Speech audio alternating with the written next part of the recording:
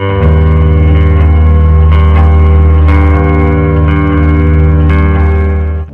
mga kaibigan? Maligayang pagbabalik po sa ating YouTube channel. Latest weather update tayo, pero bago tayo magpatuloy, palike naman and pasubscribe po kung hindi ka pa nakasubscribe, and pahit na rin ng notification bell para ma-update at ma-notify ka sa ating mga daily and latest weather updates. So ngayong hapon po ng Huwebes mga kaibigan, April 25, 2024, meron pa tayong weather forecast o SIPnosis galing sa Pag-asa, no? Kahit po sobrang init ng ating nararanasan simula umaga, tanghali at sa hapon, no, damang-dama po natin yan.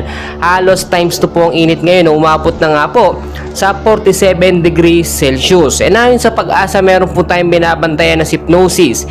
Ito pong easterlies or yung mainit na hangin na nanggagaling po sa karagatang Pasipiko ang may tsansa o posibleng magbigay ng pag-uulan sa piling-piling lugar po ng ating bansa sa Metro Manila, Luzon, Visayas at Mindanao. Kahit sobrang init po ngayon, ang ilang bahagi po ng Metro Manila tulad na lamang po sa Bulacan, Quezon City, Caloocan, nakaranas po yan ng biglaang pag-uulan. Lalo na po kahapon, no?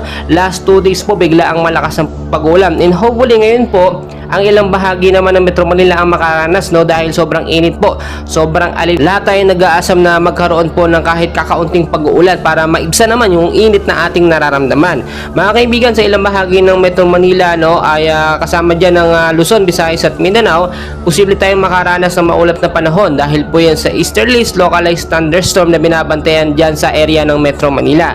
So maging handa po tayo, alerto sa biglaang pag-uulan, no, posibleng magkaroon ng pagbabaha, gayon din sa mga landslide prone area, mag-ingat po tayo. Mga kaibigan, ayon sa Pag-asa, posible pong mas maging mainit pa etong darating nga po na buwan ng Mayo dahil heat index natin pumapalo na from 30 hanggang 45 degrees Celsius, no, at posibleng mas uminit pa po yan. Pero wag po kayong mag-alala dahil ilang buwan na lang po simula ngayon, malapit na rin matapos ang heat season o dry season, na papasok naman ng rainy season. At mga kaibigan, ayon din sa Pag-asa, wala pa naman pong bagyo as of now na namamataan o minomonitor sa loob ng Philippine Area of Responsibility. Pero sa labas ng PAR, may mga nakikita tayong mga cloud cluster or kumpol ng kaulapan na posible o may chance maging LPA kung ito yung magkaroon ng paggalaw or movement.